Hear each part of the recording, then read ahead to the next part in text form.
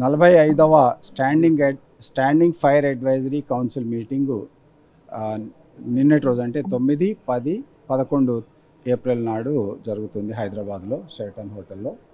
So ఈ standing fire advisory council మీటింగ్లో government of India నుంచి DG fire services, civil defence and home guards ఆయన head చేస్తారు ఈ కౌన్సిల్ని.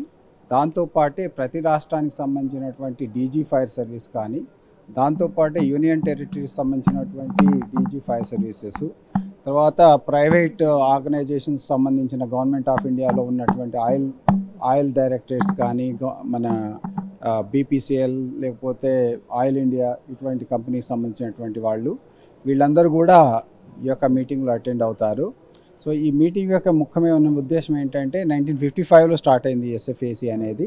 సో దీంట్లో మన దేశంలో ఉన్నటువంటి ఫైర్ డిపార్ట్మెంట్స్ వాటి మోడర్నైజేషన్ కానీ, వాళ్ళకి సంబంధించినటువంటి ఎక్విప్మెంట్ కానీ ఏ విధంగా ఉండాలి, తర్వాత రిక్రూట్మెంటు, ట్రైనింగ్ వీటికి సంబంధించినటువంటి డిస్కషన్స్ జరుగుతాయి. సో ఈ ఎస్ఎఫ్ఏసిలో ఏదైతే డిస్కషన్ అవుతుందో అవన్నీ కూడా గవర్నమెంట్ ఆఫ్ ఇండియా ద్వారా అన్ని రాష్ట్రాలకు పంపిస్తారు. ఈ గైడ్లైన్స్ కానీ, స్టాండర్డైజేషన్ కానీ ప్రతి రాష్ట్రాలు కూడా ఫాలో అవుతారు.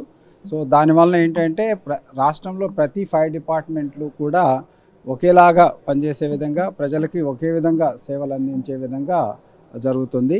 ఈ స్టాండర్డైజేషన్ అనేది చాలా ఇంపార్టెంట్ ఆస్పెక్ట్ ఈ యొక్క ఎస్ఎఫ్ఏసిలో.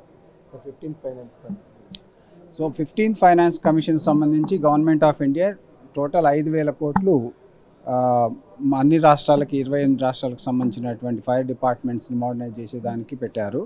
సో ఈ 5,000 crores దాంతోపాటే 25% స్టేట్ షేర్ ఉంటుంది అందులో. సో 6,250 అరౌండ్ ఆ మొత్తం అమౌంట్ కూడా అన్ని రాష్ట్రాలకు అందుతుంది. సో ఇంతకుముందు మన గవర్నమెంట్ ఆఫ్ ఇండియా ఆఫీసర్ చెప్పినట్లుగా టోటల్ 28 స్టేట్స్కి ఆల్రెడీ అమౌంట్ రీచ్ అయింది.